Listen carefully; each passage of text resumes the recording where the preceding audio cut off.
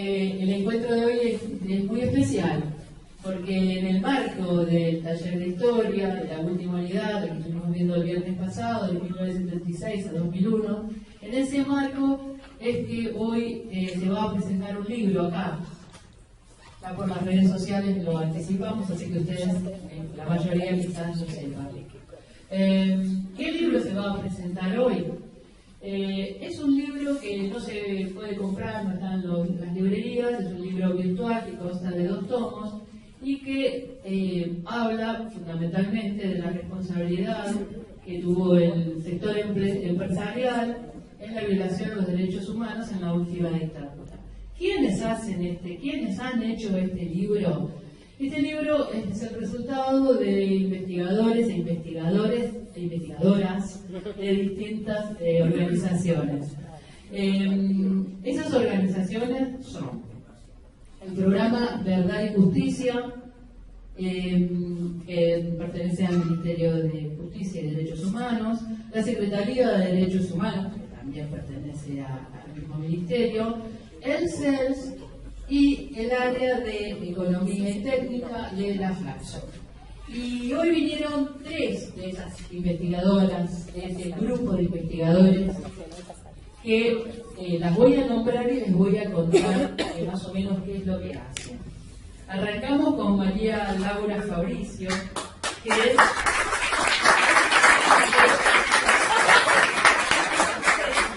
Ella es antropóloga, investigadora y docente de la UBA. Ahora arrancamos con Mariel Alonso.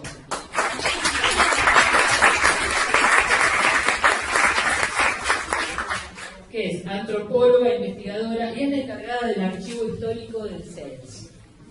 Y por este lado tenemos a Marianela Gali.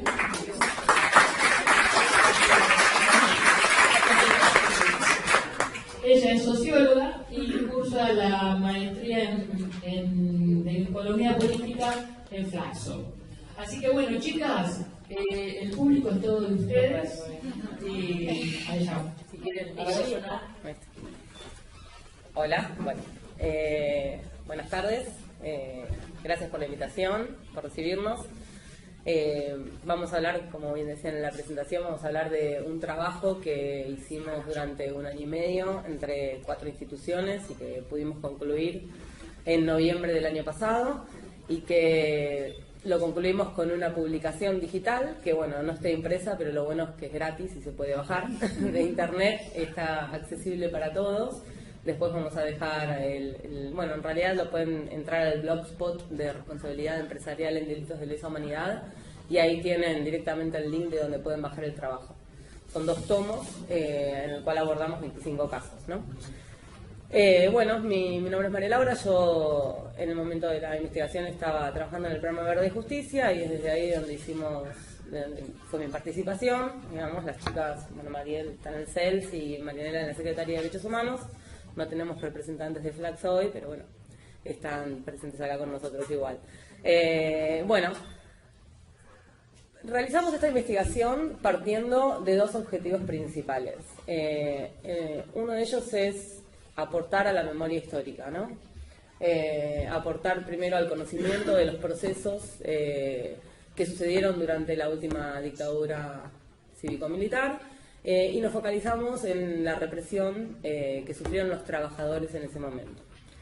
El otro de los objetivos que teníamos y que tenemos todavía es aportar al proceso de justicia. Estos 2 objetivos son importantes de tener en cuenta porque es a partir de ellos que nosotros realizamos el recorte de empresas que trabajamos en este informe, ¿no? Aportar al proceso de justicia en los casos donde ya hubiera juicios empezados, ¿sí? O en etapa de instrucción, para partir primero de una base de información a partir de la cual realizar la investigación y para partir de esa investigación poder aportar para que el proceso avanzara. Y por otro lado también, bueno, impulsar nuevos casos donde tuviéramos clara evidencia, ¿sí? De la participación empresarial en los delitos de lesa humanidad respecto de los trabajadores de esas empresas que abordamos. En primer lugar, nosotros partimos de algunas premisas que orientaron nuestro trabajo. Partimos de la premisa de que durante la época de la dictadura había una alianza militar empresarial, digamos, que favoreció la represión a los trabajadores. Vamos a ver de qué diversas maneras nosotros encontramos que esta alianza se puso en acción para avanzar con la represión a los trabajadores, ¿no? Más adelante lo vamos a ver. Partimos de otra premisa que es, bueno, creo que bastante clara igual, que era aniquilar a la militancia, digamos, a la disidencia política del momento, que también estaba en relación a la transformación que se estaba buscando en ese momento de la estructura social y económica de nuestro país, ¿no? Y además, por supuesto, avanzar sobre la organización sindical que venía con mucha fuerza en esos años, logrando reivindicaciones en las diferentes áreas de trabajo en los años previos a la dictadura, ¿no? Esto a los empresarios no les convenía, entonces, bueno, es que avanzaron en esta alianza a partir de reprimir a los trabajadores. Bueno, ¿cómo es que elegimos los casos que trabajamos? Como les contaba antes, esto de partir de casos que tuvieran avances judiciales o que tuvieran clara evidencia, digamos, de participación de los empresarios en la represión a los trabajadores, o de cuestiones concretas, de menciones concretas en juicios previos o en declaraciones de CONADEP, o en el Nunca Más, digamos, donde se mencionaba, a partir de las declaraciones de los sobrevivientes, que algunos empresarios habían participado en su detención, en la detención de otros compañeros, ¿no?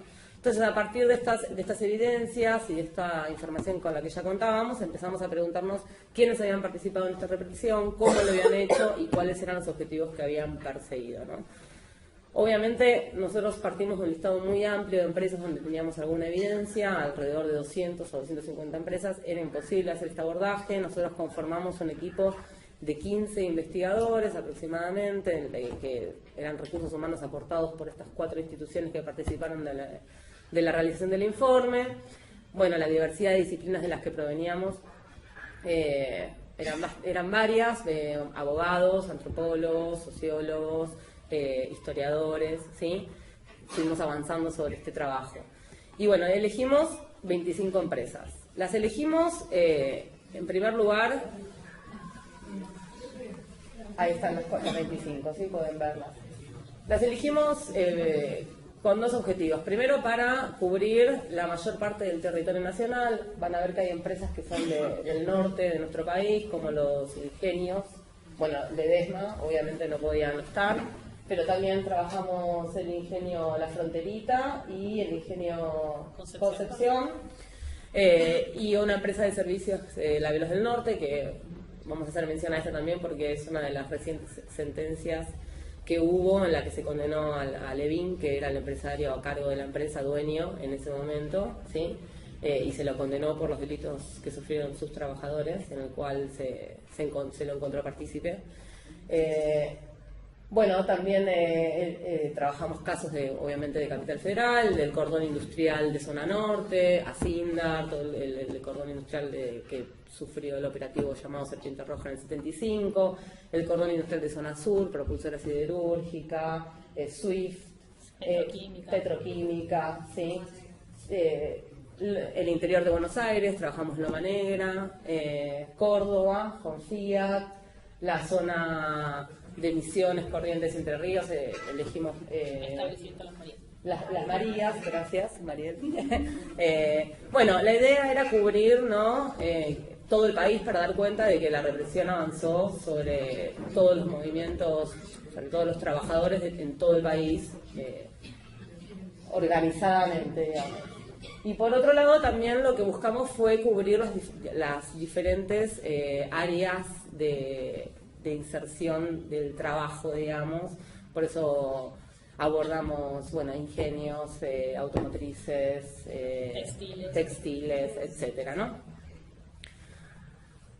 El análisis de estos casos los organizamos, trabajamos todos los casos de la misma manera para tratar de dar cuenta de una lógica que había en todos los casos, y lo organizamos cada uno de estos casos en 4 apartados.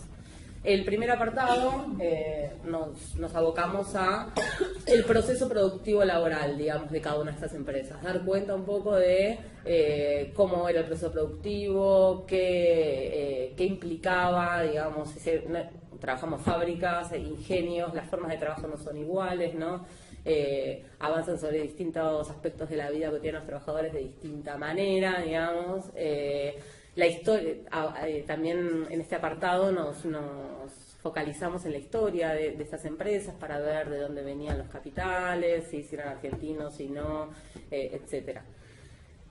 En el segundo apartado nos propusimos trabajar los procesos conflictivos que habían atravesado los trabajadores de estas distintas empresas y bueno, dar cuenta de las reivindicaciones que se pedían en esos años por las condiciones de trabajo, por los salarios, etcétera, ¿no? Y cómo eso entraba en conflicto con los intereses de las patronales. En el tercer apartado trabajamos el proceso represivo, cómo a partir de esas reivindicaciones se reprimieron, digamos, a los trabajadores. Y en el cuarto apartado, a partir de ese proceso represivo, intentamos dar cuenta de la responsabilidad empresarial en cada uno de los casos que trabajamos. A partir de estos 25 casos, nosotros podemos decir que solo habiendo trabajado estos 95 casos, encontramos a trabajadores víctimas con un número de 869 trabajadores, solo en los 25 casos que trabajamos. De esos 869 trabajadores, 354 están desaparecidos, 65 fueron asesinados y más de 450 sobrevivientes que fueron detenidos, liberados, etc. Y un dato no menor y muy interesante es que la mayoría de estos trabajadores tenía participación gremial, digamos, ¿no? O formaba parte del sindicato, o estaba afiliado, o había participado en los conflictos que implicaban las reivindicaciones en sus lugares de trabajo. Bien, del otro lado empezamos a explorar quiénes de la parte empresarial encontrábamos que participaban en esta represión a los trabajadores, ¿no? Y las figuras se repiten, digamos, en los casos. Encontramos que los capataces o los supervisores y los jefes de sección aparecen con una clara responsabilidad o otorgando las listas de los trabajadores a detener, o dejando entrar a las fuerzas militares al lugar de trabajo, con diversas prácticas, pero participando en la detención de esos trabajadores. Y también aparecen los mandos altos, los jefes de área clave, los dueños, los jefes de relaciones industriales, a veces participando también en estas prácticas o a veces ocupando lugares estratégicos en la dictadura, como el caso más conocido, Martínez de Hoz, como ministro de Economía, ex director de Asindar, ¿no? Bien, como les decía recién, nosotros encontramos una variedad muy amplia de las prácticas empresariales. Hay algunas que se repiten, igual las podemos agrupar. Primero tienen que ver algunas con las variadas formas de militarización de los espacios laborales. La más extrema de esta es la construcción de centros clandestinos dentro de las mismas empresas. El caso conocido de los que nosotros trabajamos es Asindar también, o Dálmine, ¿sí? Pero en los 25 casos nosotros encontramos que en 5 de esos 25 hubo un centro clandestino donde se detuvieron no solo trabajadores de la empresa, sino militantes de la zona, ¿no? Eran llevados a esos centros. Otro de los grupos de las prácticas que nosotros podemos encontrar como prácticas de responsabilidad empresarial es cuando la patronal tomaba la iniciativa en la represión. Hay casos como el de Loma Negra, donde los directivos directamente hacen una denuncia en la comisaría de la zona por un hecho donde algunos trabajadores habían tomado una medida de paro en la fábrica. Y ellos van directamente a hacer una denuncia. Esos trabajadores son detenidos, llevados presos ilegalmente, luego son liberados, pero hay una clara iniciativa de los empresarios pidiendo la represión de esos trabajadores. Y como esa, hay varias, digamos, en el informe. Y después, otro grupo de prácticas tiene que ver con la provisión de insumos concretos para que la represión se lleve a cabo. Uno de los casos más conocidos es las camionetas que que brindaba Blaquier en el Ingenio Ledesma para que se trasladara a los detenidos. No es el único caso, Asindar también brindaba sus móviles para que los trabajadores fueran trasladados, la Veloz del Norte también, que les contaba recién que Levin había sido condenado. Hay por ejemplo, en el caso de la Veloz del Norte tenía una seccional, digamos, en Salta y otra en Tucumán, y Levin prestó sus micros de larga distancia con choferes de la empresa para que vayan a buscar a los trabajadores de Tucumán y los lleven a la comisaría cuarta de Salta, donde luego fueron detenidos y torturados. O sea, el más conocido es Ledesma, pero muchas de estos casos que nosotros trabajamos brindaban insumos para que la represión se llevara a cabo. Bien. Nosotros, a partir bueno, ahí están no vamos a leerlas todas, pero son infogramas sobre las prácticas que nosotros fuimos encontrando y los porcentajes que pudimos ir sacando a partir del análisis de estos 25 casos de cómo se fueron involucrando los empresarios en la represión. Por ejemplo, vamos a mencionar algunas. En el 88% de los casos hubo secuestro de trabajadores en las fábricas, dentro de las fábricas, para que las fuerzas militares ingresaran. Los empresarios tenían que dejarlos ingresar, digamos. Y el despido, digamos, o retiro forzado de obreros activistas, que en muchos casos luego fueron asesinados o desaparecidos, ¿no? En el 76% de los casos nosotros encontramos que hubo entrega de información privada de los trabajadores que a partir de esa información fueron detenidos, digamos, domicilios que no hubieran accedido a la fuerza si no fuera por los empresarios, y que permitió que se los detuviera. Bien. Bueno, sí, pasamos. ¿Por qué? ¿Por qué? Sí. Nosotros, a partir de este trabajo, pudimos avanzar sobre algunos análisis que nos permitieron dar cuenta de por qué los empresarios que se metieron en esto, digamos, por qué se metieron junto con las fuerzas militares en el avance sobre los trabajadores, ¿no? Y sobre la organización de los trabajadores. Y bueno, nuestras conclusiones son que ellos sacaron, de hecho, muchas ventajas, ¿no?, de esto. Ventajas que tenían que ver con disminuir el costo laboral, con recuperar el orden productivo y con reducir, digamos, la presión de las organizaciones obreras. Que tiene que ver con una transformación de la sociedad que persigue la acumulación de capital, obviamente, para ellos, digamos, y para sus propios beneficios, ¿no? Por eso nosotros también, a partir de este informe, es que proponemos dejar de pensar en complicidad empresarial, ¿no? Dejar de hablar de que fueron cómplices para empezar a hablar de que fueron responsables, ¿no? De que tuvieron una responsabilidad directa en la represión a los trabajadores de sus empresas. Lo hicieron en alianza con las fuerzas militares, persiguiendo determinados objetivos para sus propios beneficios, digamos. Bueno, y la condena de Levin, por suerte, va en esta línea, digamos, y se lo encuentra partícipe directo, se lo condena a 12 años a él y al jefe de personal de los delitos de lesa humanidad que sufrieron los trabajadores de su empresa. Ahora le voy a pasar la palabra a Mariel para que les cuente un poco cómo fue el trabajo con los archivos y demás. Bueno, yo les voy a pedir disculpas de antemano, estoy con tos, así que probablemente en algún momento tosa, efectivamente. Bueno, como bien decía María recién, este fue un enorme trabajo que hubo que hacerlo también con tiempos políticos, no solo con tiempos de la investigación. Si hubiese sido por los tiempos de la investigación, todavía seguiríamos investigando, y no les quepa duda, nos quedaron muchas cosas abiertas, no solo de los casos que no se llegaron a abarcar de esta lista de más de 200 casos, tomamos 25, o sea que quedan muchos afuera, sino también sobre estos mismos 25 casos. O sea, si bien nosotros intentamos y logramos, por suerte, presentar conclusiones de este trabajo, lejos estamos de tener todas las puntas cerradas.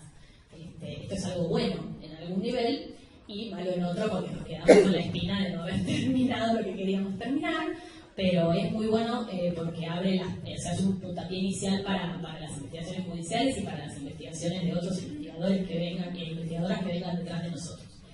Y bueno, y para poder realizar esto, además de las entrevistas con los sobrevivientes, los ex trabajadores, con los familiares, tuvimos que trabajar, obviamente. Hola, buenas, ¿qué tal? ¿Qué tal? ¿Cómo te va, Juan Carlos? Bueno, cosas que pasan. Bien, no, les decía que además de las entrevistas con los ex trabajadores, con los militantes de cada una de las empresas y con los familiares de los desaparecidos, se trabajó con archivos, muchos archivos y mucho trabajo de archivo en un tiempo que tampoco es el tiempo del archivo, porque el trabajo de archivo, como muchos sabrán, es un trabajo que lleva muchísimo, muchísimo tiempo. Tuvimos igual la suerte de que como dentro de esta investigación dos de las instituciones que participaban y participaron de esta investigación son estatales, pudimos acceder a algunos archivos que como investigadores de organismos o como investigadores no hubiésemos podido acceder. No sin dificultades, como sucede siempre que uno quiere acceder a la información, al menos en este país. Entonces, bueno, uno de los archivos que pudimos consultar fue el Archivo Nacional de la Memoria, que es el que está en la EXESMA, que tiene, entre otras cosas, el Fondo CONADEP. Pudimos, por suerte, acceder, por ejemplo, a los legajos CONADEP de quienes tenían legajos CONADEP, de los trabajadores desaparecidos o de los sobrevivientes en caso de que hubiesen hecho denuncia CONADEP. Eso esto no es una documentación de acceso público, por eso lo remarco, que eso nos permitió poder cruzar mucha información, además de acceder a los otros fondos, no solamente al Fondo CONADEP. Esto se hizo posible porque la Secretaría de Derechos Humanos participaba en la investigación en el Ministerio de Justicia a través del programa Verdad y Justicia. Bueno, pudimos acceder a algo que, a mi humilde entender, de ñoña de los archivos, como soy, no es un archivo, pero bueno, que es el archivo del Ministerio de Trabajo. Perdón. El Ministerio de Trabajo no tiene un archivo, tiene papeles guardados. Esto se los cuento, porque tiene su archivo dividido. Por un lado, en el archivo intermedio del Archivo General de la Nación, que por alguna razón que desconocemos en algún momento, o sea, nosotros en este país no tenemos una ley nacional de archivos, esto tiene que ver con una cuestión de que entonces las oficinas estatales no saben muy bien qué hacer con sus papeles, no lo tienen muy claro. Entonces a veces algunas cosas las mandan al Archivo General de la Nación, porque la ley fundacional del Archivo General de la Nación dice que todas las oficinas estatales deben remitir su documentación a la AGN, pero por otro lado es irreal pensar que todas las instituciones estatales de todo el país pueden enviar todos sus papeles a un solo lugar que además tiene una única sede en la capital federal. Es delirante. Era delirante cuando lo crearon y es más delirante ahora, digamos, o sea, es imposible. Entonces, sucede que el Ministerio de Trabajo algunas cosas mandó al Archivo General de la Nación, otras cosas permanecen en las sedes provinciales del Ministerio, por razones obvias, y otras cosas están en la capital federal, divididos en 4 sedes, que además no son sedes de un archivo, son depósitos de cajas. Sin embargo, más allá de todo esto que parece un panorama nefasto, ellos tuvieron una gran iniciativa que es la digitalización de las fichas que todos los expedientes del Ministerio de Trabajo tienen adelante. O sea, el expediente adelante tiene como una fichita resumen que dice la carátula del expediente, el número, la fecha de inicio y una breve reseña de qué era, digamos, de qué se trata. Esas fichitas están todas digitales, en PDF, que hay que mirarlas una por una. Un sistema terrible para cualquiera, porque hay un momento en que te vuelves visco, no hay otra. Pero bueno, nosotros miramos todas esas fichitas y seleccionamos cosas de ahí.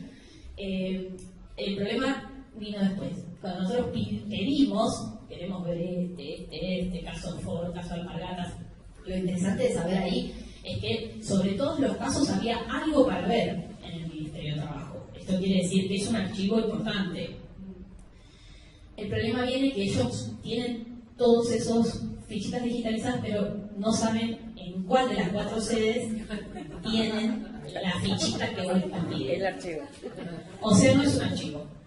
La conclusión de esto que acabo de decir es no es un archivo. Es un depósito de papeles. Trataron igual, digo esto para tenerlo en cuenta, trataron de buscarlo, no es que no había intención de ayudar en ningún aspecto.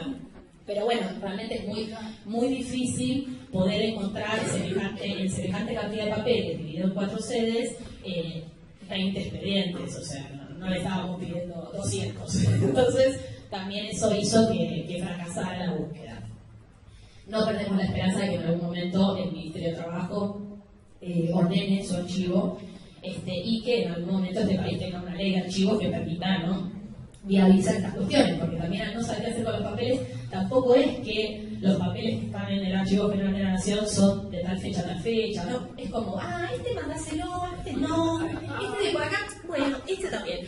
Y entonces como que termina siendo como bastante como al criterio de cada uno, ¿no? Entonces nos juntamos en la y vamos viendo qué mandamos, qué quemamos, qué nos quedamos, bueno, y así todo.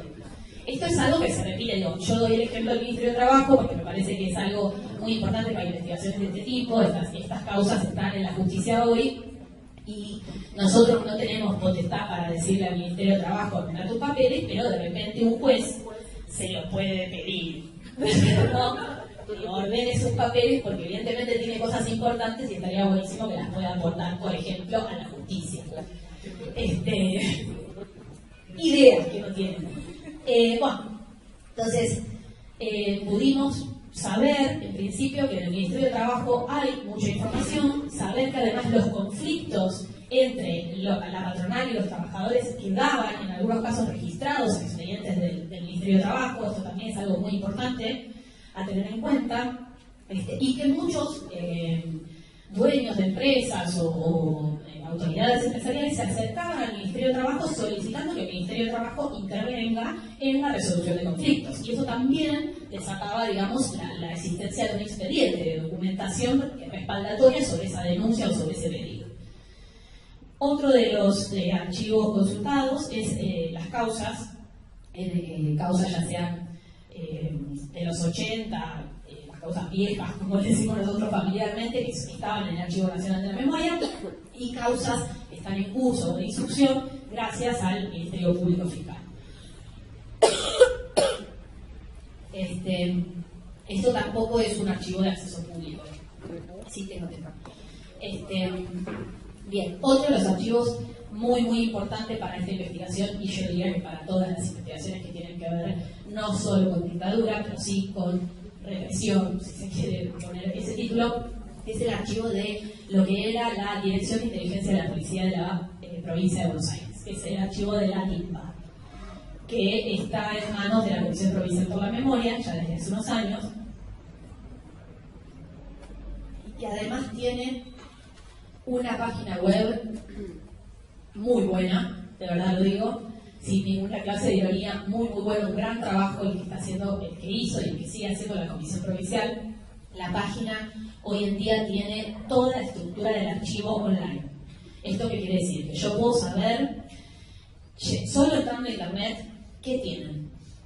Y a su vez, dentro de cada una de esas carpetitas que tienen, que puede ser, por ejemplo, mesa de delincuentes subversivos, entonces donde en general están los legajos de los que la policía bonaerense consideraba delincuentes subversivos, yo puedo cliquear ahí, me abre otro arbolito, está además explicado, o sea, está muy gráfico, para cualquiera que maneja internet es comprensible, no hay ninguna cosa rara. Yo abro ahí y puedo ver cómo están ordenados esos legajos. Lo que no puedo hacer, por una cuestión de restricción de los datos personales, es ver los legajos. Pero yo puedo saber qué tienen. Esto es, si yo abro ahí y veo que tienen guardado un legajo mío, o un legajo de mi mamá, o un legajo de mi papá, o un legajo de mi tío, lo puedo pedir. Porque soy familiar, porque soy damnificado directo. Si soy investigador, puedo solicitar verlo y probablemente acceda a verlo por talladuras de los datos personales. En el caso de otras mesas, el acceso sí es posible, en algunos casos online. Como es el caso de conflictos gremiales, donde también están tallados los nombres y que aparecen, pero hay también carpetas por empresas, por zonas, bueno, por conflictos, por organizaciones políticas. Todo ese archivo de lo que da cuenta es de la vigilancia que la policía bonaerense hacía a las personas, trabajadores, militantes, almaceneros, todo el mundo.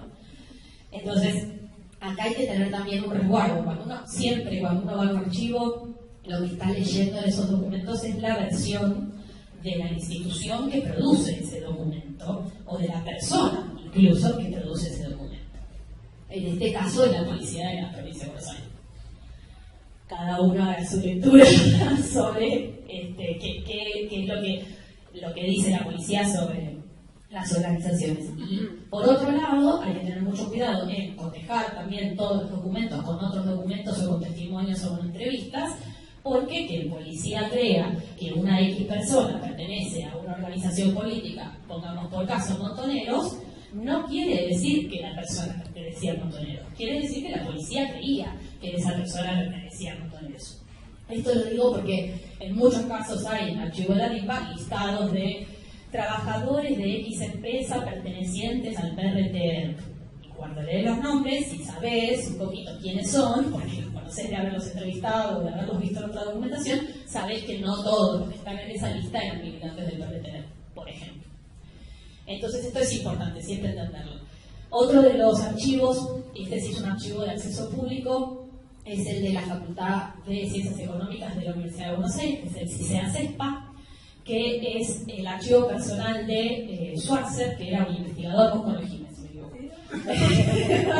Ya es especialista en esta parte, economista, profesor de la UBA, de todas las cosas que yo no sé. Y él donó su archivo personal a la universidad, a la Facultad de Economía, de Ciencias Económicas, y bueno, ellos lo tienen todo ordenado, no tienen todo digitalizado, pero algunas cosas sí, e intercambian trabajo de escaneo, o sea, te prestan el escáner y vos les escaneas las cosas si te las querés llevar digital, entonces vos colaborás con la digitalización del archivo si querés llevarte digital algún documento. Y en general es muy interesante porque además de tener, por ejemplo, carpetas por empresas, hay en ese archivo informes que él mismo realizaba, en algunos casos manuscritos y en algunos casos son anotaciones al margen de las mismas notas de prensa incluso, sobre el crecimiento de la empresa, el desarrollo, la apertura de otras sedes, esto analizado con números más generales, por ejemplo, del crecimiento de la actividad textil, por ejemplo, en general en el país, la relación con las compras o ventas de acciones a nivel internacional, con grupos dentro y fuera del país. Entonces es muy interesante para poder pensar la red de empresas y la red de empresarios, ¿no? Y el crecimiento de la empresa y cómo estaba antes de la dictadura, durante, después, bueno, permitió trabajar muchas cuestiones. Lo mismo que el trabajo de la Comisión Nacional de Valores, va en esa misma línea. Bueno, el famoso boletín oficial también fue muy importante porque ahí figuran todos los directorios de las empresas. Las empresas cuando tienen elecciones, cuando cambian de autoridades, tienen que informarlo. Y todas las sociedades anónimas quedan registradas según los años sus autoridades en el boletín oficial. Eso también es de acceso público. Tienen que ir en un horario determinado cuando está la señora que tiene buena monta. Porque si no, está medio complicado. Pero es de acceso público y ya los últimos años están online, así que si no investigan dictaduras ni siquiera tienen que ir a ver a la señora simpática. Así que ya para la democracia está más fácil. Bueno, el archivo del Ministerio de Defensa, que tiene un gran trabajo en los últimos años también, de un equipo que estuvo trabajando especialmente en el ordenamiento y la descripción de los archivos del Ministerio, pensando sobre todo en las causas, pero también pensando en construir un archivo, ¿sí? Si bien había una cuestión de seleccionar documentos, de poder mandar prueba, también hay, y salieron publicados y están subidos a la web, las descripciones del archivo. ¿Y qué hay? Sí. Hace poco creo que descubrieron legajos, lo anunció un chico por acá. Sí, bueno, hay dos cosas. Que por un lado está el descubrimiento de los archivos en lo que era el edificio Cóndor, que son las famosas actas de las reuniones de las juntas, que es, pensemos, en esas reuniones se hacían 3 copias de la documentación. Una para la Armada, una para el Ejército y una para la Fuerza Aérea. La que se halló es la de la Fuerza Aérea, la otra te la debo. Y las otras 2, no. Y entonces, esos había ahí, además de las actas de las reuniones, listados, bueno, otra documentación como asociada a esas actas de reunión. Y después está la entrega de los legajos de los detenidos del penal de Magdalena. Sí. Bien, que al igual si quieren más detalles pueden hablar con Marianela, pero ese fue otro hallazgo, que también se hicieron copias y se entregaron a los familiares. Todas estas cosas son muy importantes, pero yo como acá me corro más de la cuestión emocional de lo importante de encontrar los archivos y de que estos archivos, más allá de ser presentados en una reunión y donde todos los ministros digan qué alegría, qué bueno, qué emoción, es el acceso público a esa documentación.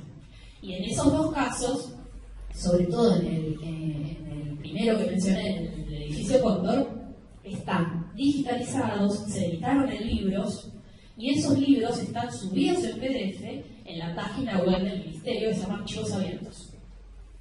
Entonces, todo eso no es menor. Todo tiene sus problemas. Son PDFs que los tenés que leer todos, que no tienen no ser, entonces yo no puedo buscar, no sé, Roberto adentro del PDF. Tengo que leer un menú de PDF de 4.000 páginas para saber si dice Roberto en algún lugar. Pero están ahí. Sí, yo los puedo bajar y de última los puedo subir a un gestor documental, bueno, un montón de herramientas archivísticas que me pueden permitir acceder mejor a eso. Y están descritos, tienen una descripción archivística, tienen inventarios, todas esas cosas que parecen aburridísimas y en algún punto lo son, son muy importantes para poder acceder a esa información, que es lo que yo les contaba, no tiene el Ministerio de Trabajo. Entonces, para un investigador, para un fiscal, para un particular también que está investigando la historia de su familia o su propia historia, o un ex detenido que quiere saber si la policía tenía un legajo o no tenía un legajo, que esa información esté accesible es lo más importante, ¿sí? Más allá de todos los actos protocolares en torno a la aparición de los archivos, y que también me parece que cada archivo que aparece da cuenta de todos los archivos que faltan, que seguro están en algún lado y que en algún momento esperemos se descubran, y tengamos algún acto divino y una buena página web para verlos. Bueno, otro de los fondos consultados es el fondo CELS, no lo voy a aburrir con esto porque costar horas, pero hay muchas cosas. Ya vamos a tener una página web, no tenemos todavía, pero el fondo CELS es de total acceso público, salvo los testimonios. Los testimonios brindados en el CELS o a otros organismos que están en copia en el CELS son solo accesibles para el testimoniante, dueño de su testimonio, o a su familia, o alguien que tenga autorización expresa del testimoniante. Y esto tiene que ver con lo mismo, por lo cual los legajos personales de los detenidos o de las personas no son de acceso público. Pero todo lo demás es de consulta pública. Se puede ir a consultar en el archivo, hay cosas que están digitales y que incluso si las piden se pueden mandar por mail, como los recortes periodísticos, por ejemplo. Tenemos una serie de recortes periodísticos que va del 1975 a 1996, que era un trabajo que hacía el Centro de Documentación del CELS con voluntarios, gente que claramente estaba dañada, que iba todos los días y miraba los diarios, ¿sí?, uno por uno, y recortaban las notas periodísticas de interés de la agenda amplia de los derechos humanos y los pegaban en hojas en orden cronológico. Igual. Eso lo guardamos, o sea, otra gente dañada vino después y lo guardó. Y lo digitalizamos y está todo digitalizado. Así que eso es una de las cosas más consultadas. Los periodistas que hacen investigación les encanta, porque hacer hemeroteca es muy, muy engorroso. Entonces ahí hay ya una hemeroteca que, si bien es una selección concienzuda de temas de agenda de derechos humanos desde el 75 hasta el 96. Entonces, si vos tenés muy bien pensado qué querés ver, podés incluso, con esa documentación digital, nosotros la tenemos subida a un gestor de documental y podés buscar por palabra. Parecido al Excalibur, que es lo que tiene la ANM, pero tiene otro nombre y pagamos licencia. ¿Qué le vamos a usar? Después el fondo Flaxo, que también fue de mucha utilidad para esto, para el análisis del crecimiento de las empresas, el crecimiento, la relación entre los sectores productivos, lo mismo que en la misma línea que el CICEA-CEPA de la Facultad de Ciencias Económicas de la UBA. El Museo de la Memoria de Rosario, muy, muy importante, también el archivo que ellos tienen para todo lo que fue la zona Santa Fe, obviamente, sobre todo, pero obviamente también la relación de ese cordón industrial con el ladito de Buenos Aires que se toca con la provincia de Santa Fe. El archivo del Centro de Estudios de Cultura Izquierda, que es el CERINCI, la sigla, que también tiene una página web buenísima, que se las recomiendo para este finde, que tiene cosas interesantísimas, ya voy, como volantes de las organizaciones de izquierda, no solo de los 70, sino también anterior y posterior, y publicaciones de las organizaciones y fotos. Las fotos son divinas. Sí. No, te salteaste Inspección General de la Justicia.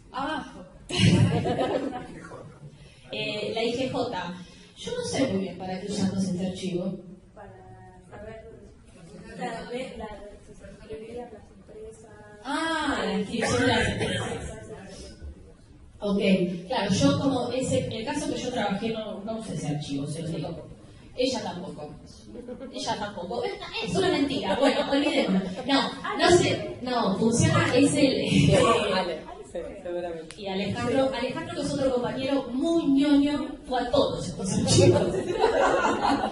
Él es historiador, tiene otros problemas.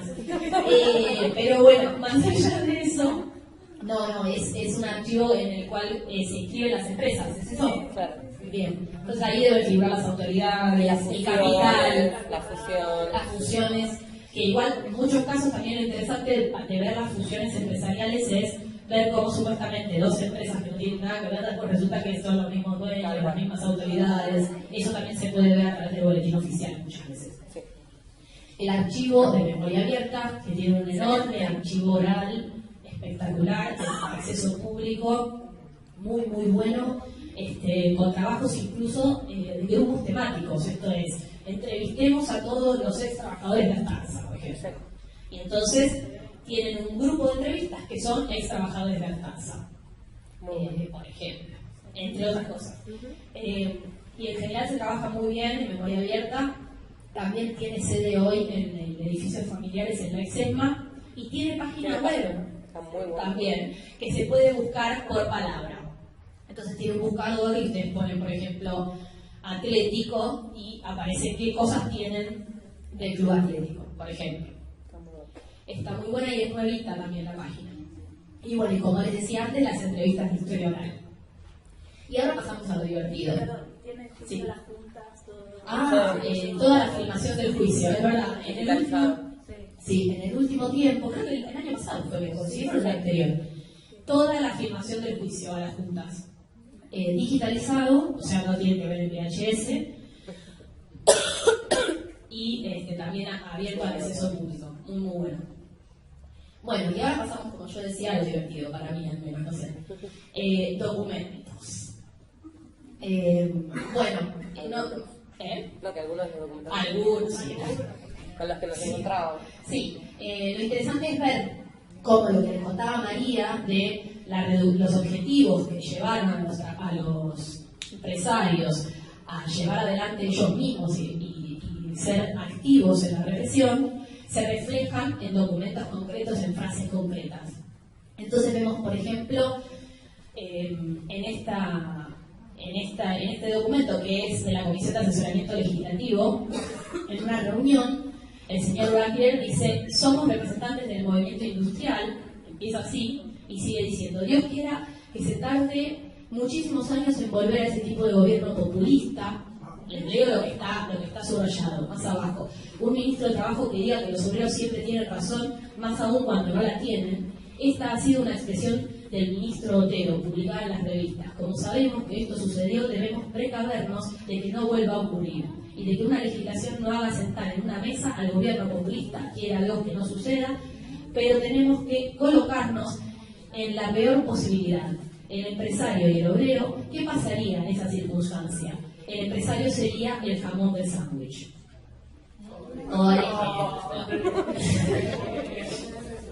Después, por ejemplo, Ley de Convenciones Colectivas de Trabajo, la de al lado del 25 de noviembre del 76, dice lo que está circulando. Deben caducar todos los privilegios. Todos, que no te quede uno.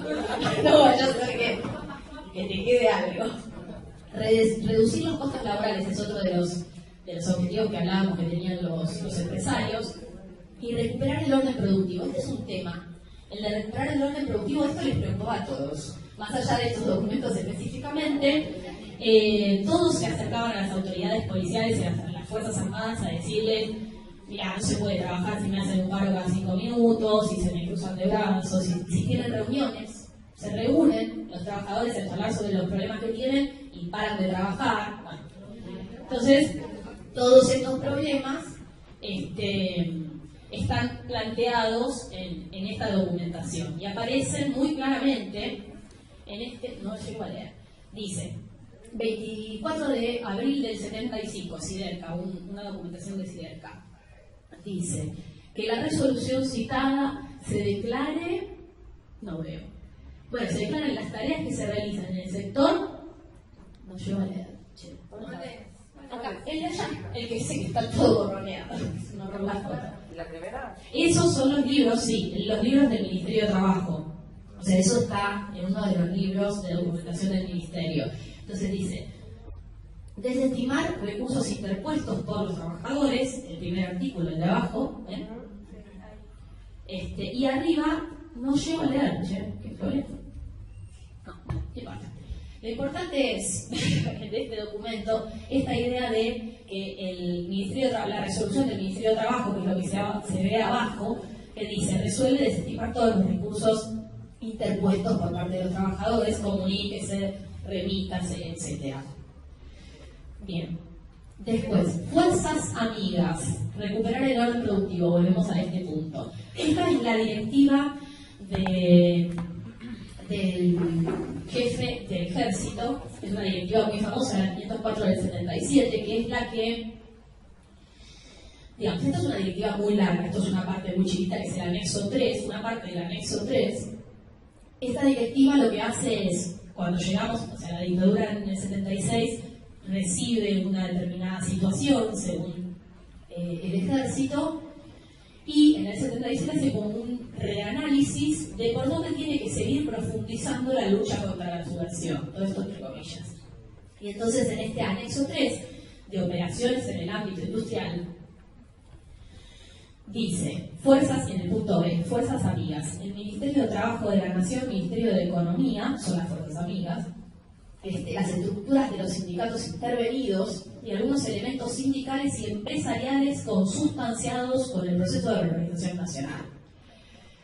En el punto C, la oportunidad que se presenta para eliminar personal de las instalaciones fabriles podrá ser aprovechada por empresarios poco escrupulosos para expulsar a determinados operarios indisciplinados, aun cuando no hayan participado en actividades subversivas. Entonces, en este punto, lo que vemos y lo que nosotros analizamos de esta directiva es cómo incluso las propias Fuerzas Armadas les dicen, el jefe del ejército les dice, miren, hay algunos empresarios que se zarpan y se quieren deshacer de gente que ni siquiera participa en actividades subversivas. Entonces tengamos cuidado, veamos bien a quiénes nos están entregando los empresarios, porque no necesariamente son subversivos. Por ahí son gente con la que tienen algún problema, pero no son subversivos. Entonces, lo que refleja esto es cómo los empresarios tenían primero una postura activa en denunciar a sus trabajadores, pero cómo además ni siquiera para las fuerzas a veces eran coherentes con eso, ¿sí? Y se zarpaban, Pedían de más. pedían detenerme a todos, ¿sí? Cuando de repente, según las Fuerzas Armadas, no participaban necesariamente en actividades subversivas. Después, bueno, ¿qué son actividades subversivas? Ya es un tema que lo dejamos para la próxima clase. Bueno, y después otra de las sugerencias de esta directiva es llevar un registro zonal de las personas separadas de las empresas por antecedentes subversivos e instrumentar la forma de que las empresas consulten a la autoridad militar toda vez que deban incorporar personal a la misma. Esto se ve reflejado también en documentación que las fuerzas entregaban a las empresas fichas para que los trabajadores ingresantes o trabajadores que ya eran parte del personal de la empresa llenaran con sus datos. Entre los datos que pedían en esas fichas era, por ejemplo, el trayecto que hacían entre su casa y la empresa, por dónde caminaban, qué colectivos se tomaban, etcétera, etcétera, etcétera, para después, por ejemplo, encontrarlos más fácilmente. Entonces, una cosa para sí. agregar a esto, que hay muchos testimonios que hablan de reuniones que tenían empresarios con los que estaban a cargo, con los militares que estaban a cargo de las determinadas zonas, en las que conversaban todo este tipo de cosas, ¿no? Esas fichas que las Fuerzas Armadas entregaban a los empresarios y los trabajadores completaban, los empresarios después las entregaban a las fuerzas. Entonces, de esa manera conseguían los datos más sustantivos para detener a las personas en caso de necesidad. Bien, lo de necesidad también va entre comillas, ¿no? Detectan e informan subversivos. Esta es la parte más jugosa. Entonces acá vemos, por ejemplo, informes de las propias empresas que bien tienen el logo de Techin, por ejemplo. Creo, no, justo no se ve, pero este documento me parece que abajo tiene el membrete también de Dalmine. Y vemos entonces cómo los empresarios informan, y entonces ven un memo de Techin del jefe de vigilancia y jefe de inteligencia de la policía de Zárate, en donde dice que tiene el agrado de dirigirse a él, bla, bla, bla, bla, bla.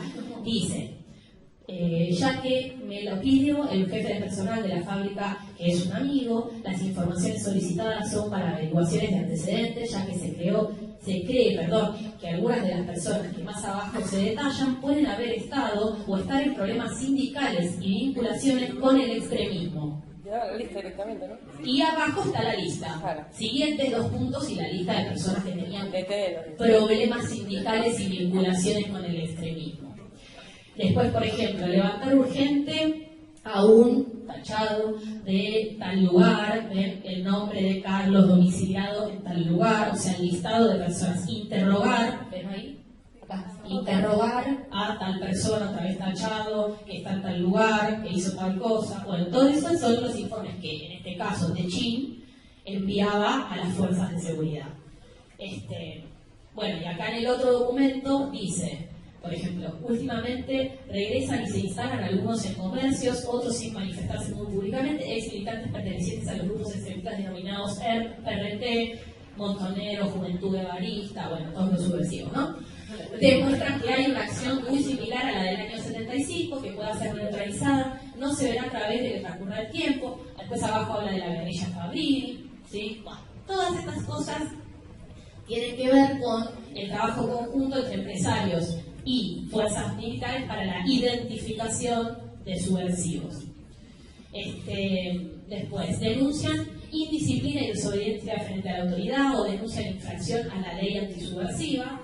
Y otra vez ven que son documentos del Ministerio de Trabajo, en donde, por ejemplo, el jefe del Departamento de Relaciones Laborales número 4, don Antonio Alberto no sé qué, denuncia alteración manifiesta del principio de disciplina que debe reinar como base elemental de toda planta fabril, y así. Dice, en segundo lugar, el día de ayer, el delegado no solo originó el paro de un sector de 5 minutos, sino que además agredió de palabra a su supervisor. Un jodido.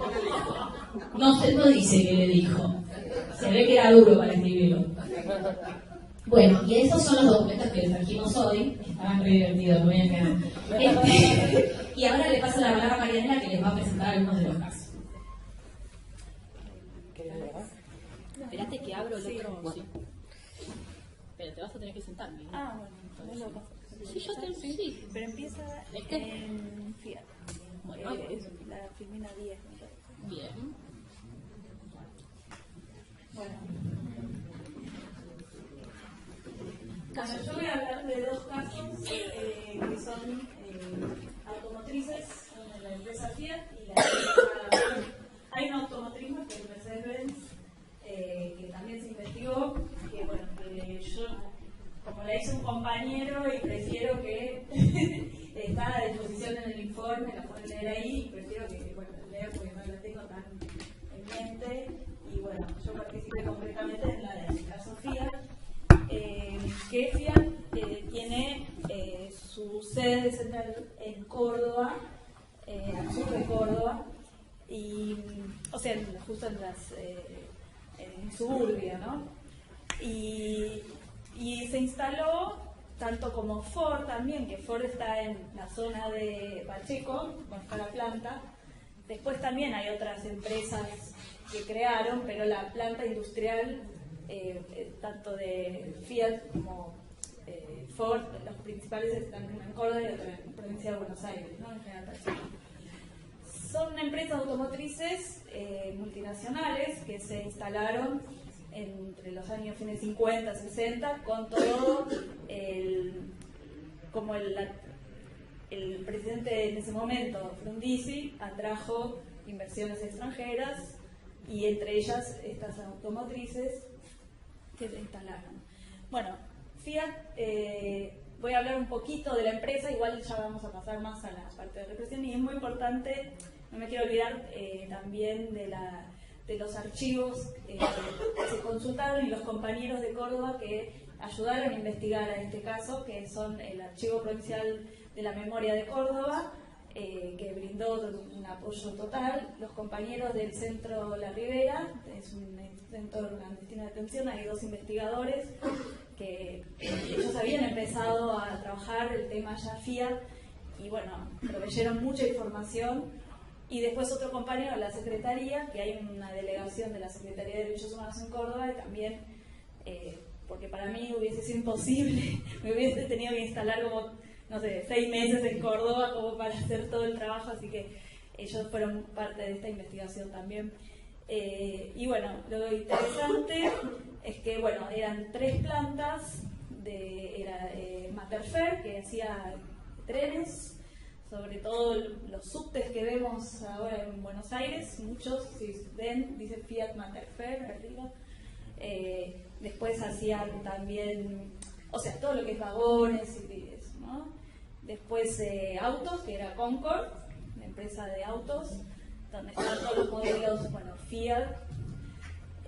Y después grandes motores diésel que hacían grandes motores para usinas, para barcos gigantes, buques. Entonces tenía distintos, y también después empezó a desarrollar tractores, y para eso después montaron en el año 79, o sea, primero los tractores se hacían en Córdoba, pero después se trasladó esa fábrica a Santa Fe, a una localidad, bueno, ahí justo es enfrente al aeropuerto de Santa Fe, Sauce Viejo.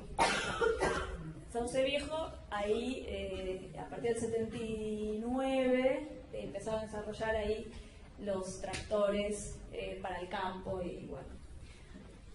Pero bueno, y después también abre en provincia de Buenos Aires, tanto en 3 de febrero como en Caseros, plantas para hacer distintas partes del proceso productivo de los coches, lo que es pintura, montaje. Se descentraliza un poco de Córdoba, porque ¿qué pasaba en Córdoba? Y bueno, el conflicto era sindical, con la organización, sobre todo Citrac-Citram, que bueno, que había ganado la comisión interna en el año 1971, que era tenían como una tradición bien de izquierdas, independiente, autónoma.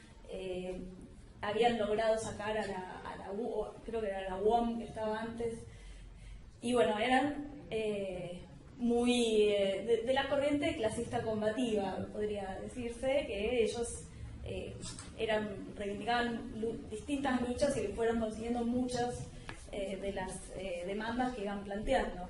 Sí, Claro, tenían toda la tradición de Tosco, claro. que venía del Cordobazo. Claro, el Córdoba, bueno, también está Renault, que estaba ahí el otro sindicato, que es estaba René Salamanca, claro, como líder sindical, y bueno, que sí, la gente, o sea, el sindicato de Renault, ESMATA, que ahí están nucleados bajo ESMATA, sí participó mucho en el Cordobazo.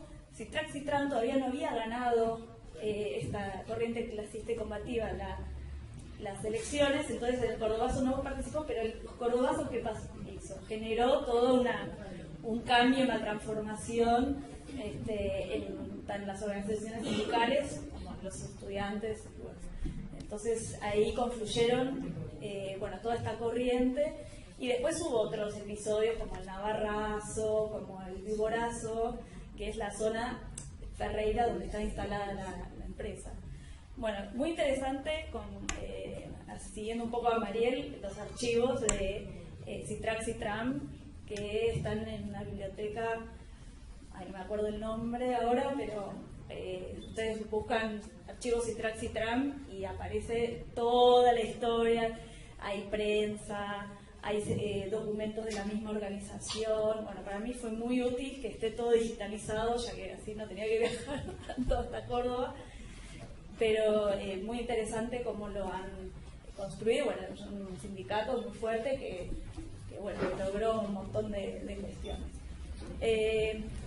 Un poco ya para centrarnos en las víctimas, muchas de esas víctimas fueron delegados o militantes gremiales de Citrac Citram, que cuando le saca la personería la patronal y el Ministerio de Trabajo de Córdoba, fueron echados de la planta, pero incluso aún así después fueron perseguidos. Ya, muchas de las víctimas son, por eso digo, trabajadores y ex trabajadores, porque muchos eran grandes dirigentes de los sindicatos de ahí. Y ahí, en la ciudad de Buenos Aires había más que nada oficinas administrativas de Fiat, y estaba el gran, lo que se llama el edificio Mirafiori, que está en Amonte, frente al Colón, que ahí estaba todo los gerentes, ¿no? Que bueno, para hablar un poquito así muy corto, es una empresa italiana de la familia Agnello, que es una familia muy poderosa de Turín, y que ahora mismo sigue bajo la misma familia, que ahora es Cristiano Ratazzi Agnello, porque es hijo de su madre, era una Agnelli, que fue heredera de todo el emporio, y aparte fue senadora en Italia, o sea, gente muy poderosa que se instaló acá en Buenos Aires. Y también tenían en Brasil y en otras partes. ¿Sí? En ese momento tenía Sogma algo que ver. Sogma entra después, en el año 79-80, que compra el 85% de las acciones que vende Fiat al grupo Macri. Y ahí empieza, ahora voy a hablar un poquito de toda una reestructuración empresarial que hace el grupo Sogma, con la cabeza de Antonio Macri, que es el hermano de Franco. Entonces ya un poco lo que hicieron ahí, ese experimento, es lo que está más o menos pasando ahora, pero a nivel país, esa es la diferencia, en una escala menor, pero bueno. ¿Qué pasa con la represión a los trabajadores? Bueno, hubo muchos episodios represivos. Empiezan en el 73, con uno, con dos, pero la comisión interna de Citrac Citram y de Grandes Motores Diesel, que pertenecía a ESMATA, siempre fue perseguida, y ya cuando empieza ya con amenazas, con golpes, con secuestros, se agrava todo más en el año final del 75 y todo el 76, donde se registran la mayoría de las desapariciones, que en total son 118, incluido también todos, ¿no? los desaparecidos. También es importante recalcar que fueron el abogado laboralista, hay un abogado Gruchet desaparecido de los trabajadores, y dos abogados del mismo bufete de abogados de Curuchet, que fueron, liberados, pero uno se exilió, así que, hasta el párroco de la zona de Ferreira, donde los obreros hacían las asambleas, también en años anteriores, el 76, fue como amenazado, o sea, estaba todo el barrio donde vivían los obreros, que era Ferreira, y todo el entorno a ellos muy amenazado y muy perseguido. Sí. La primera versión de la AAA se da en Córdoba, autodenominada Comando Libertadores de América. Claro. Empieza antes, bastante Claro. antes, en el 74. En el 74 empieza y ya hay... Y también se da que hay una burocracia sindical dentro de la fábrica, donde, también amenazaban a las patotas y junto con Comando Libertadores. También. Eso es algo interesante para investigar más, que nosotros no profundizamos mucho en los casos, pero es una pista, una punta como para ahí hacer otro trabajo de investigación. Sí. Bueno, un poco las evidencias de responsabilidad empresarial. La fábrica fue intervenida varias veces, en distintos momentos, sobre todo el 76, el 24 de marzo del 76, intervención total. Algunas de las prácticas que contaba María Laura, ¿no? Que hacían, ¿no? En las cuales los empresarios participaban en la entrega de información personal de los trabajadores, legajo, domicilio, fotos, no legajo de personal, o sea, el jefe de personal era clave ahí. Hacían ese intercambio de información con el destacamento de inteligencia 141 del tercer cuerpo del ejército, declarado por diversos testimonios. En el juicio de La Perla hubo varios testimonios sobre el tema y de cómo entregaban los legajos. Hubo reuniones entre también los directivos y directivos de Fiat y personal jerárquico del tercer cuerpo del ejército. Después colaboraron con las Fuerzas Armadas de Seguridad por parte del personal de seguridad en detenciones ilegales de trabajadores dentro y en las inmediaciones de los establecimientos fabriles. El caso ahí de dos trabajadores, trabajaban en Concord, y los secuestros de otros dos que también trabajaban en la planta de 3 de febrero. A uno lo fueron a buscar directamente adentro de la fábrica lo sacaron de ahí. Y después, cuando la mujer quiso llamar para ver dónde estaba, acá no vino, pero el auto lo había dejado estacionado ahí dentro. Después el auto desapareció. Toda una cosa muy, muy mafiosa, hubo declaraciones en la justicia y eso se pudo ver, pero todavía no hay una responsabilidad, no fue juzgado nadie por eso, ¿no? En Córdoba, ahora el último juicio, creo que es McKentor entró como empresa, pero Fiat todavía no. Ahí todas estas investigaciones obviamente fueron a los fiscales y a toda la justicia para que después ellos sigan la investigación, ¿no? Sí. Algunos beneficios, ¿no? que obtenidos, pero también los empresarios se beneficiaron en torno a la política económica y financiera, ¿no? De la Junta. En temas de la industria automotriz, la ley de reconversión de la industria automotriz, eso que les permitía descentralizar, les daban como subsidios para que, promoción industrial para que ellos puedan descentralizar entonces ahí en el 79 por eso van los tractores a Sauce Viejo. Después también hay una compra por parte del ejército de aviones marca Fiat a la casa matriz en Turín y se envían pilotos para capacitarse en Italia.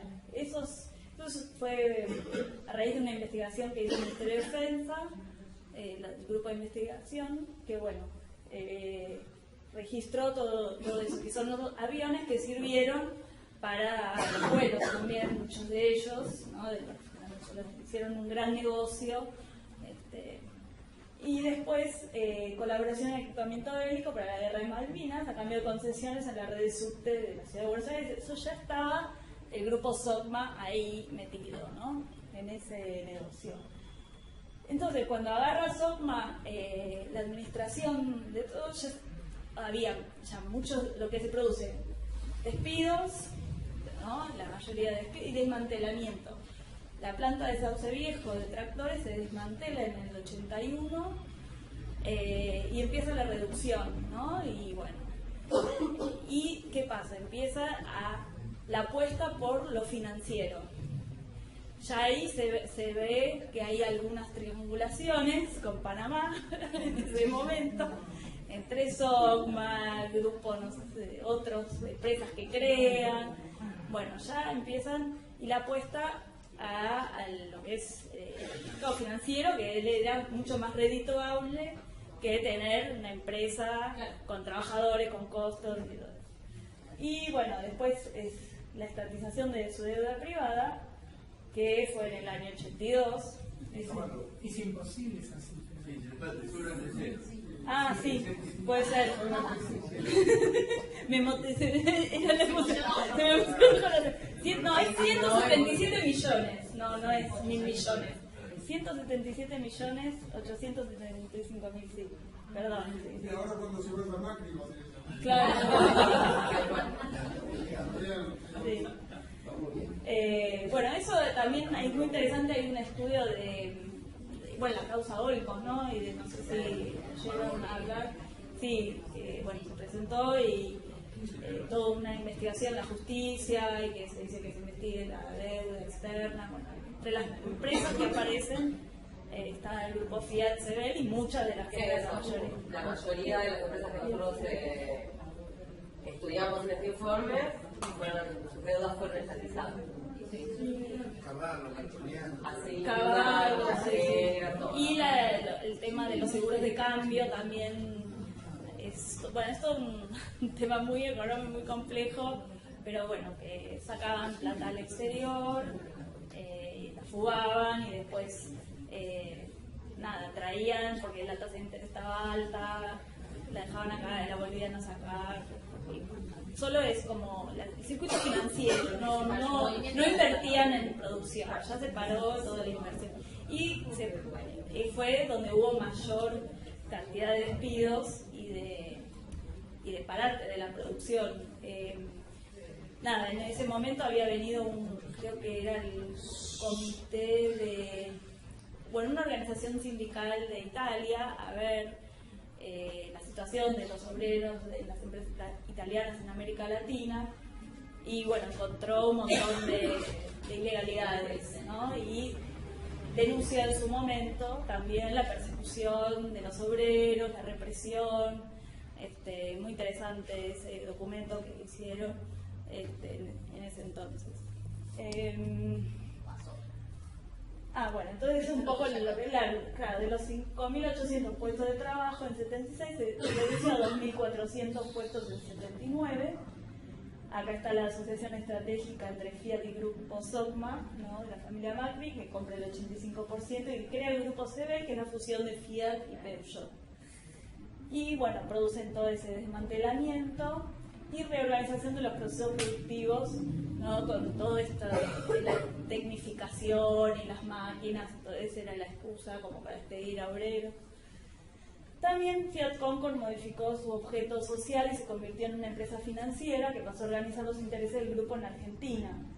O sea, ver la lógica cómo cambia de la industria de lo financiero, operando también con préstamos externos a empresas pertenecientes del mismo grupo.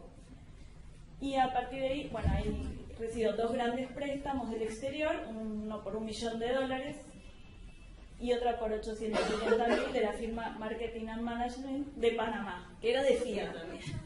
O sea que ya estaba todo, por eso es un pequeño laboratorio, claro, lo que se vio ahí, una experiencia piloto para después ahora entender un poco.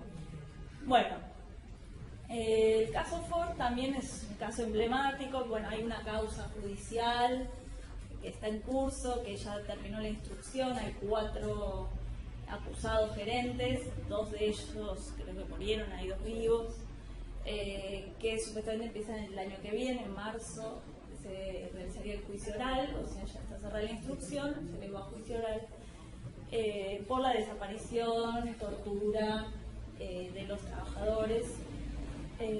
Bueno, esta es una foto de ellos, son muy activos los ex trabajadores, vienen trabajando, o sea, vienen exigiendo justicia y bueno, desde que fueron prácticamente, desde que terminó la dictadura en adelante. Y bueno, hay en total unas 35 trabajadores víctimas del terrorismo de Estado y 24 de ellos pertenecían al cuerpo de delegados de la planta de Pacheco, que era en ese momento también bajo Esmata estaba. Fueron detenidos en su domicilio y lugar de trabajo y fueron objeto de tortura en el quincho del campo de deportes de la planta, también con las comisarías Mashwit y Tigre, donde eran derivados hasta la legalización por el PEN. La mayoría son liberados, pero hay creo que uno desaparecido, bueno. Pero bueno, son muy activos en esa búsqueda de justicia. Hay una evidencia, ¿no?, de que trabajan agentes de la DIPBA.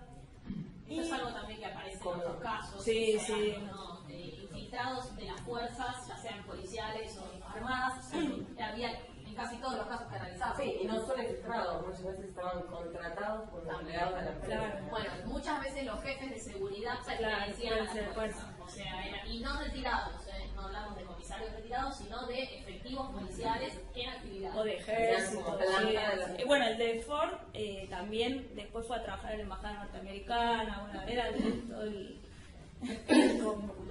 Sí, circulaban por ahí. Las evidencias de responsabilidad empresarial, bueno, de gerentes y directivos de la empresa señalados como responsables de los secuestros de trabajadores, por eso ahora están en juicio, imputados, y bueno, confeccionar los listados de trabajadores a detener, a partir de información y fotografías también de sus legajos personales. Los secuestros y torturas producidos al interior de la fábrica por personal militar y civil, como también la participación del jefe de seguridad en un interrogatorio. Había muchos, el ejército en esa zona, bueno, paraba a comer directamente en el comedor de Ford y se instalaban ahí y tenían como un cuartelito donde permanente casi. También la represión empieza antes, en el 75, ¿no? En el momento de las coordinadoras interfabriles, en la zona norte fue muy fuerte. Bueno, ya hubo represión antes del 76, pero lo fuerte lo empieza en el 76. ¿Ustedes nombran al jefe de seguridad del libro? El coronel civil. Sí. Ese que está imputado en la causa. Sí. El centro clandestino, bueno, dentro de la planta, pues presencia, ¿no?, de los militares, y también ahí como Ledesma, o como otros casos de Levin en la Velos del Norte, facilitaban camionetas F-100 como parte de la logística de los traslados. Era muy común en ese momento. Bueno, también una reestructuración empresarial que vivió la empresa en esos años. El año 75 empleaba 7.500 obreros en 3 turnos. Tras una caída de producción de 290 a 150 unidades por mes, la empresa aprovecha y despide, ¿no? Y sin pagar indemnización. También ese era un problema muy grande, porque muchos, en FIAT también hubo casos que sin pagar indemnización, o gente que quedó con alguna discapacidad por algo y nunca le reconocieron. Bueno, todas esas cosas también aparecen en el archivo del Ministerio de Trabajo. Sí, claro, todo el tema de enfermedades colaterales producto de las malas condiciones de trabajo, ¿no? Sobre todo acá en Ford, lo que reivindicaban mucho los obreros era el tema del plomo, por la pintura, el tema... Sí, era muy nocivo y bueno, traía un montón de consecuencias nocivas para la salud. Bueno, fue siempre una lucha. Pero bueno, para el año 1981 la mano de obra se dividió en 2 turnos, o sea, de 3 pasó a 2, y después despidió al año siguiente, en el 82, despidió a 3.000 trabajadores por la caída de ventas.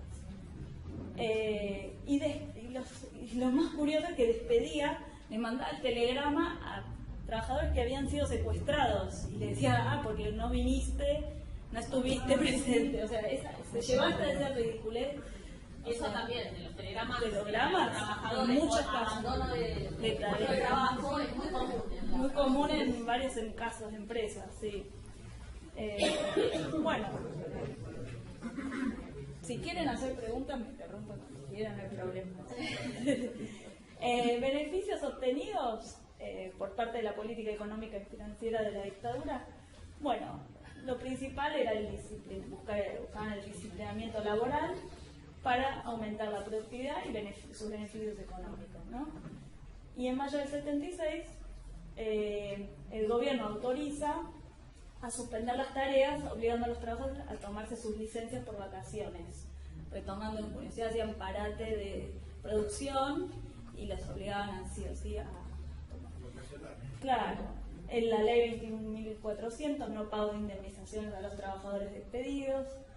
El decreto 3630 firmado por Videla, donde se realiza la compra de 90 vehículos Ford Falcon verdes sin identificar, a fin de reequipar policías provinciales, ¿no? Entonces hacían negocios también con los Ford Falcon, que el Ford Falcon ya saben que es el vehículo que se usó para los secuestros y los traslados. Y también hay mucha publicidad de Ford se encontró en la revista de Manual de Informaciones de la Jefatura de Inteligencia del Ejército en 1977. Y ahora quería pasar un pequeño video que si no se sí. quieren las Una Sí. pregunta del caso de Fiat. Sí. Y Sockman. ¿En qué año empiezan a estar juntos? Y el tema del subte, si se puede datar. Lo del subte es más desde el 82, con el tema de Malvinas, que bueno, ahí hay todo un negociado bélico. ¿Qué? Antes no tiene vinculación personal. El subte Fiat. No, sí, le vendía vagones. Matterfeld vendía vagones a trenes, a los trenes que circulaban y a los subtes. Si van a cualquier subte, van a ver ahí que dice Matterfeld. Y después está el tema de Socma, que o sea, el grupo italiano vende. Para mí es como un testaferro, fue Socma que administró en ese momento y después lo vuelve a dar en el 95, creo, o en los 90, vuelve la familia Agnelli, el grupo italiano, a hacerse cargo de la empresa. O sea, el grupo Socma fue su aliado acá en Argentina cuando fue la dictadura para hacer toda esta reestructuración empresarial. Te digo porque el grupo Sí.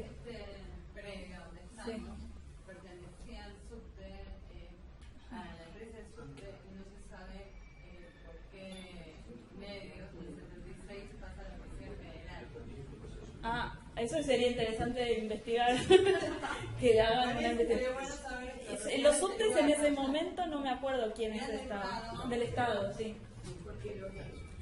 Claro, el Estado le compraba los vagones, los trenes, o fabricaba los vagones,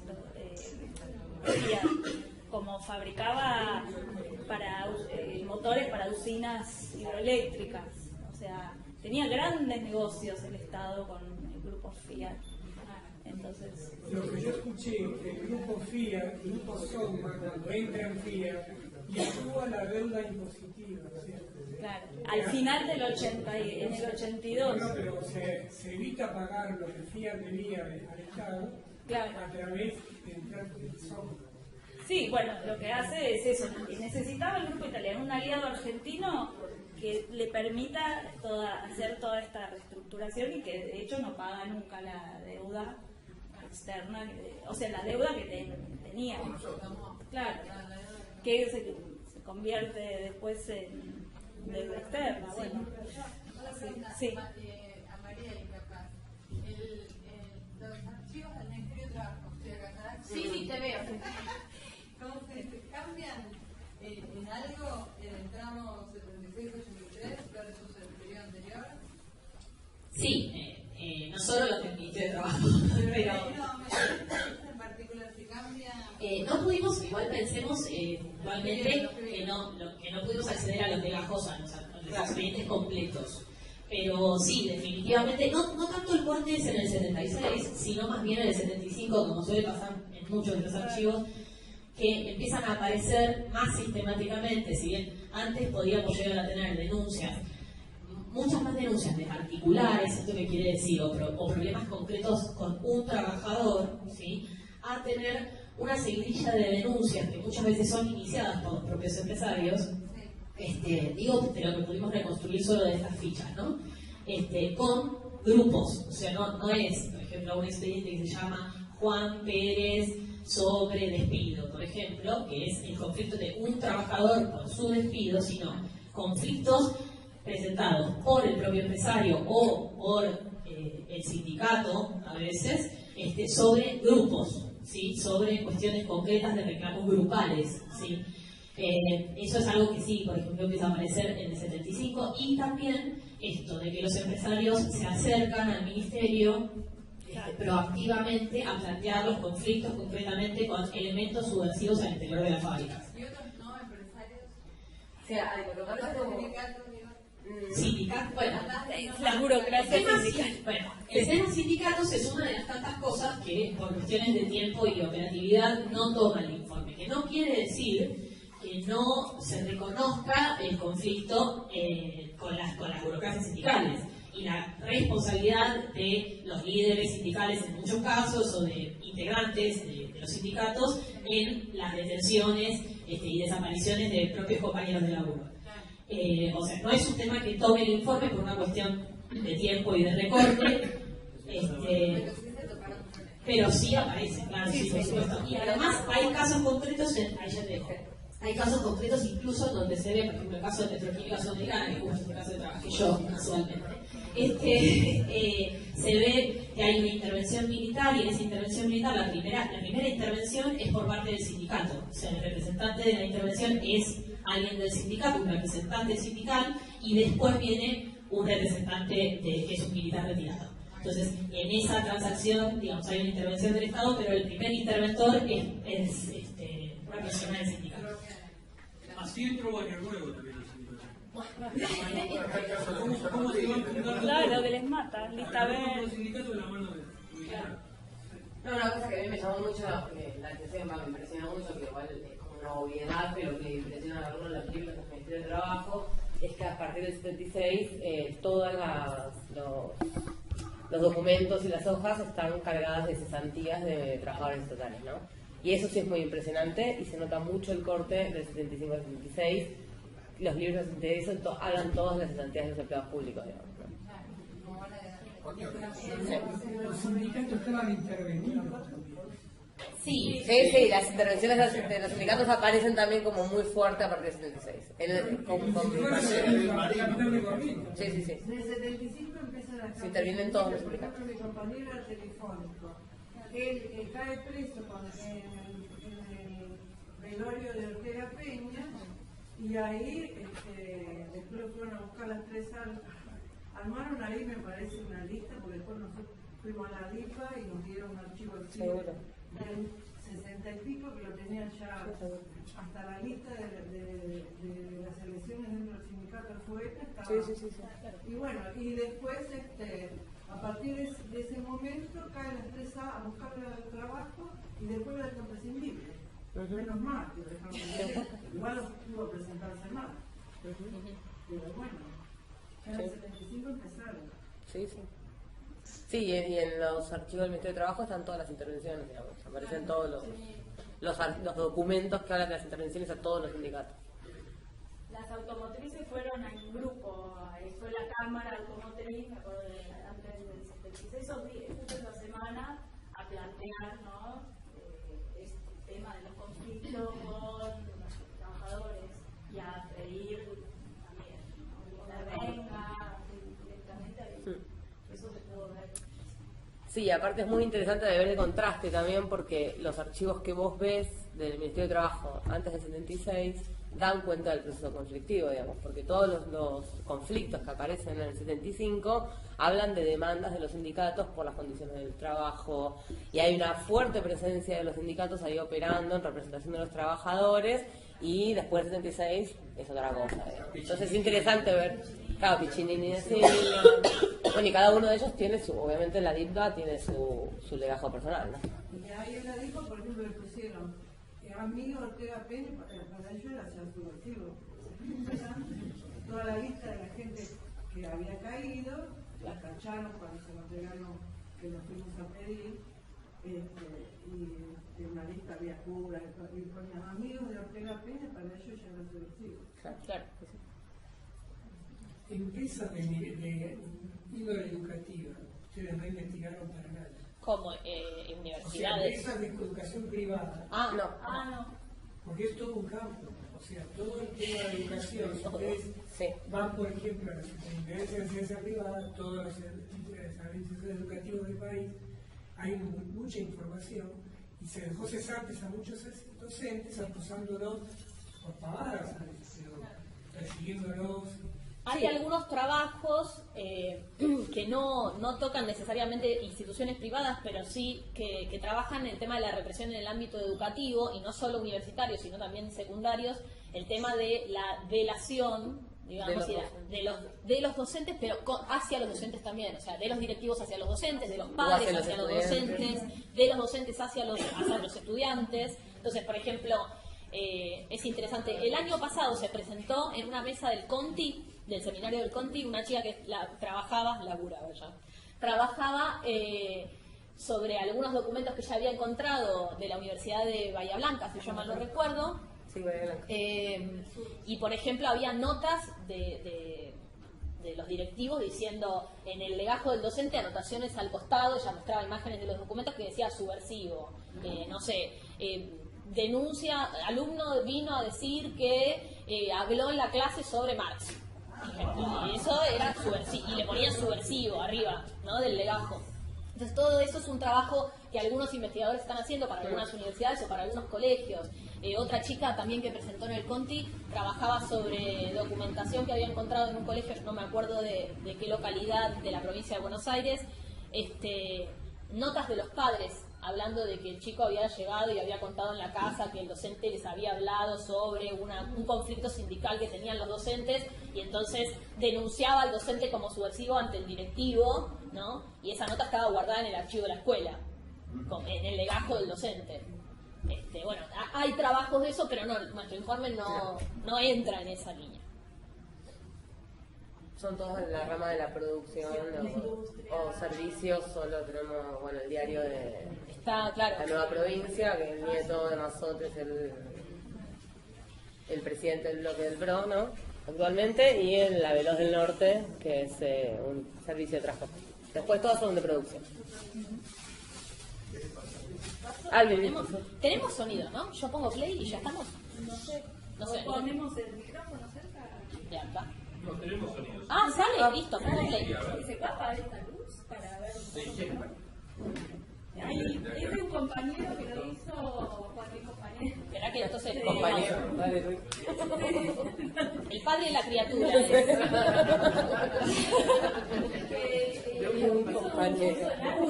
Que es de fotografía y es sobre el Ford. Y bueno, también hay documentos así de frente, son fotos con un audio de los trabajadores de Ford.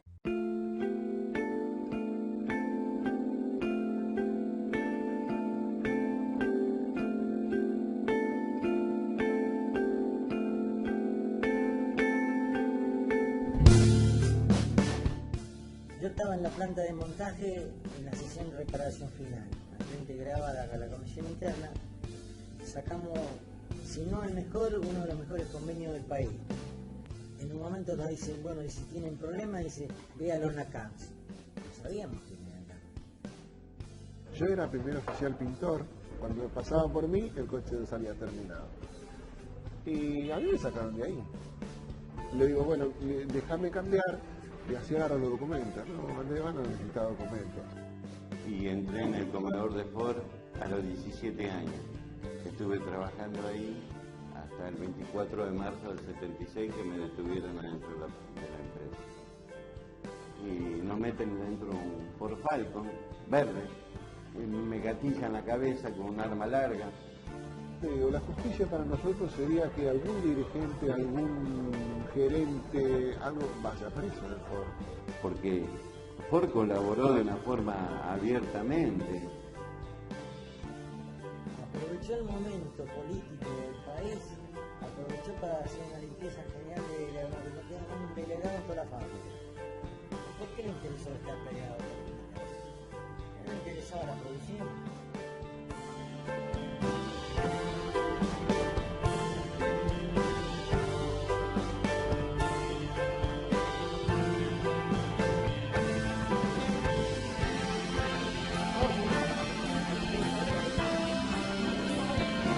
Todos los balcones.